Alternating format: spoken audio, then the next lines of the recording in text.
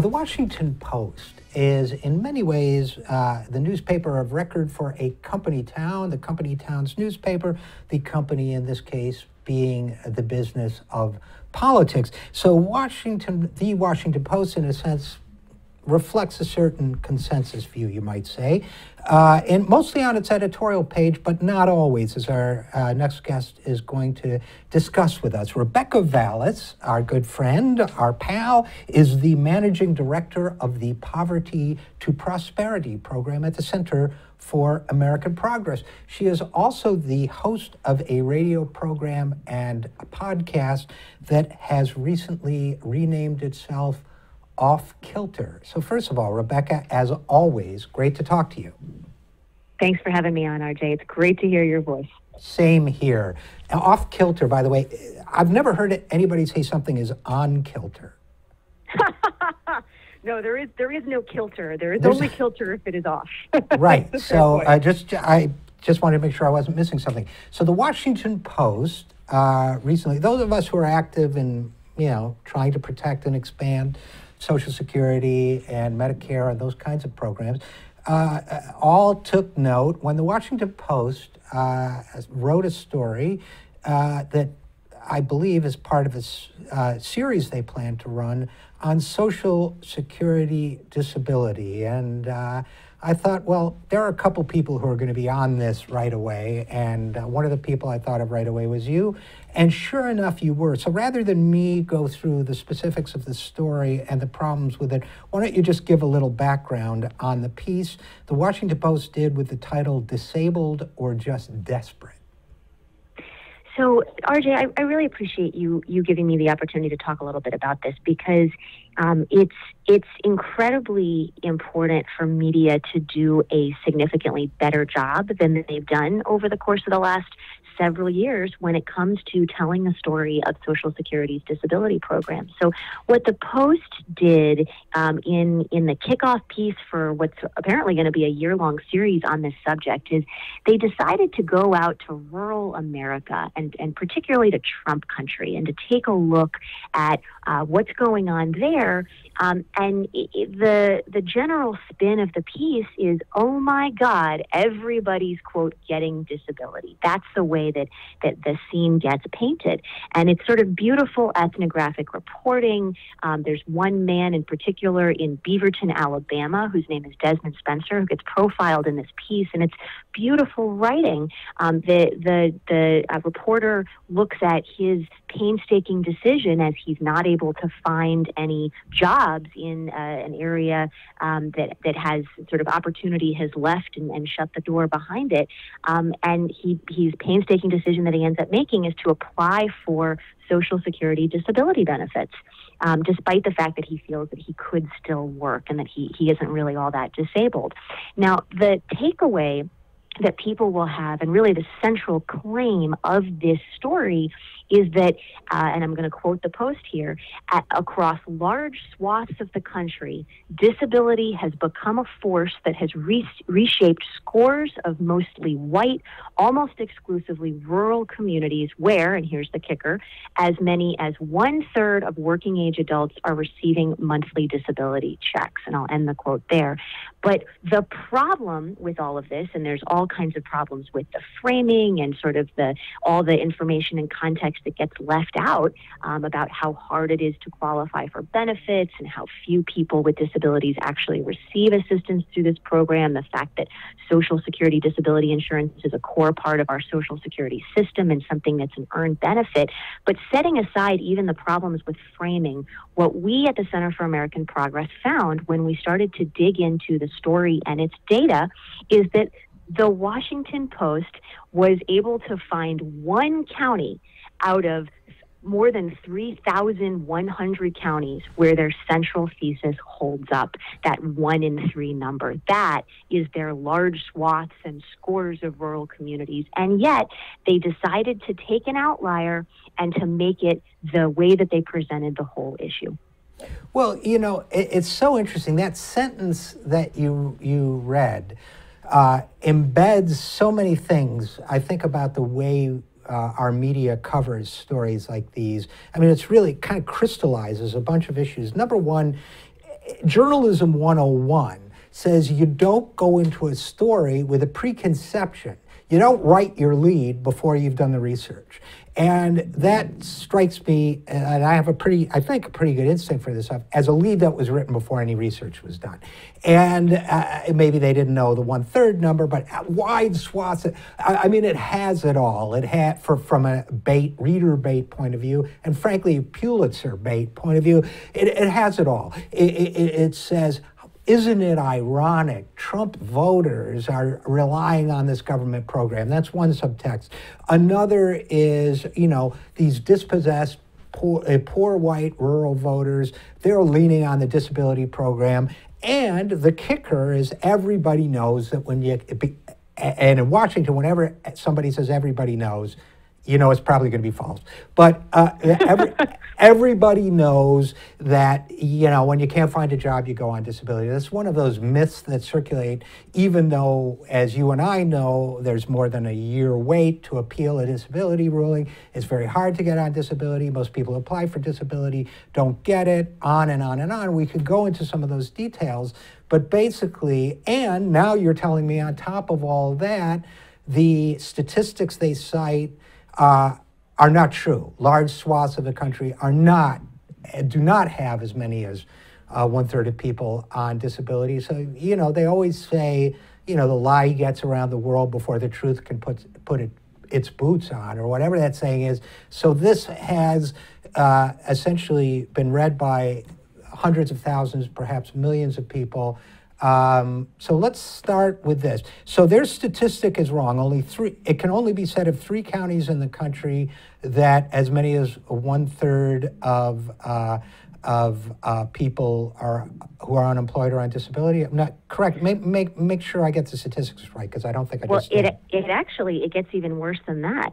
So it's true, and even here it's truthy to say it even about 1 county in the entire country, because even using their analysis and their methodology, which we at the Center for American Progress take some serious issue with, we actually think they're overcounting maybe 500,000 disability beneficiaries for various reasons that would be very boring and wonky for radio. But suffice to say that even using the Post's flawed methods, they were only able to find 1 county out of more than 3,100 counties nationwide where that 1 in 3 held up. Not a single other county came anywhere close.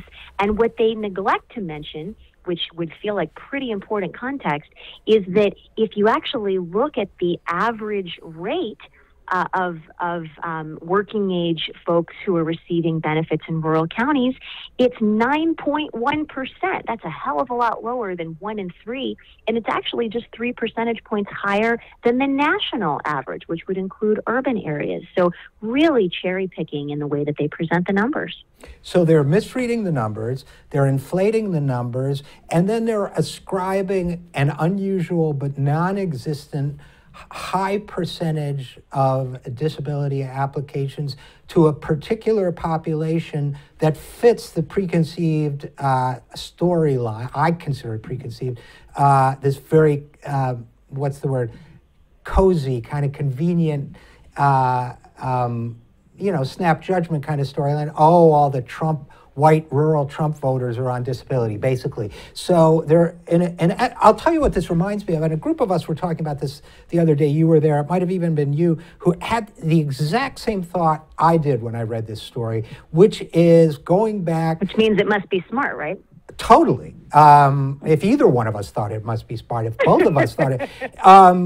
This is the sort of white rural equivalent of the welfare queen myth, where you took one person's unusual behavior. It turns out later, by the way, that woman and you ascribe it to an entire category of welfare recipients, especially black welfare recipients, all welfare recipients, based on the unusual story of one woman who, it turns out later, may or may not even have been black, but was described as black, who supposedly, made dozens of different applications under dozens of different names. Turns out it was 4. She went to jail for it, so on.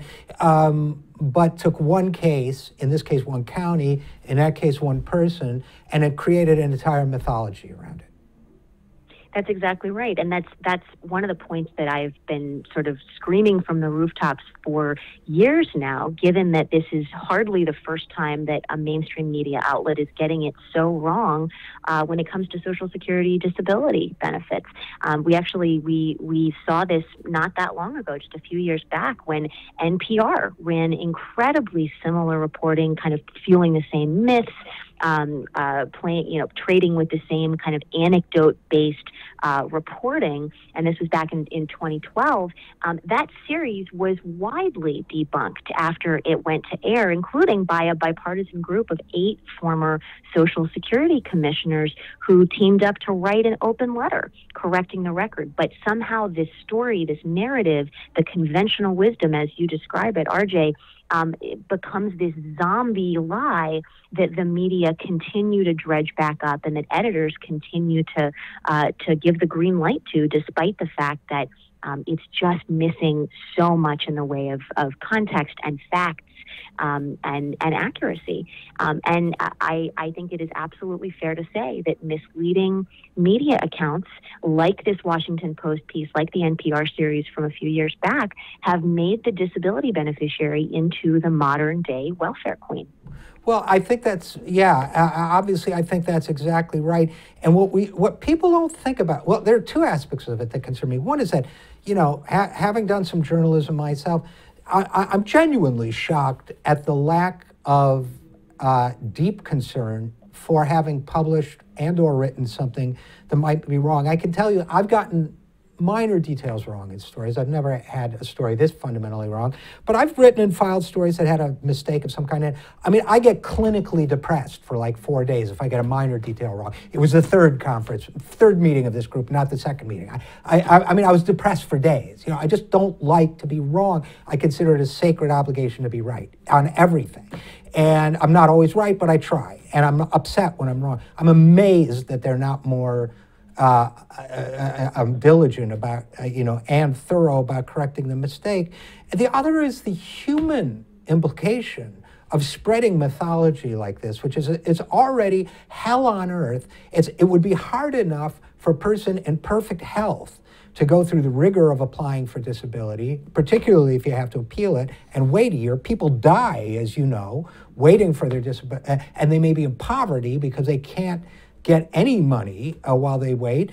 The human implication of continuing to stigmatize Social Security disability recipients seems to me to not have sensitivity to that, and empathy for those people, and concern for what your reporting might do to that community of individuals. It just shocks me. Yeah, I really appreciate you bringing that in, RJ, because, there are a lot of reasons why this issue is close to my heart and why I go to the lengths that I often go to try to correct the record when media get it wrong. But a big part of that is because back in my legal aid days in North Philadelphia, I represented people who had been wrongfully denied disability benefits. And it was absolutely heart-wrenching to be sitting there with my clients who were waiting often years for the benefits that they had earned, not asking to be in that situation by any stretch, but not able to pay their rent because they don't have any income. Some of them were losing their homes to foreclosure, people draining whatever savings they had left out of desperation caused by the waits and the challenges of the incredibly Byzantine system, because it is so hard to get benefits. I think and I should say, you mentioned people dying. Thousands of people die every year waiting for their disability benefits that they earned. I have to say, when I read pieces like this, it makes me think back to the first time that I represented a client who died while he was waiting for his appeal date where I was going to represent him. It's those kinds of stories that I really wish the media would do us the service of covering and of telling, but somehow, perhaps out of a desire for clickbait, or I don't want to speculate about the motivation behind reporting a story like this, even knowing that previous similar narratives have been widely debunked. But I fear that we're now in an era where media don't feel that they can tell stories that are dog bites man, because they need to tell the story that's man bites dog for anyone to click. Well, I can't improve on that, Rebecca, Vallas. That's so well said. And, I'll just say that the Washington Post lately has adopted the slogan, "Democracy dies in darkness." So I wish they would stop throwing shade at people who have earned disability benefits and need them. So Rebecca Vallas, Managing Director of the Poverty to Prosperity Program at the Center for American Progress and host of the radio program and podcast Off Kilter. As always, great to talk to you, and thanks for coming on the program. Thanks for having me on, RJ. Take care. You too.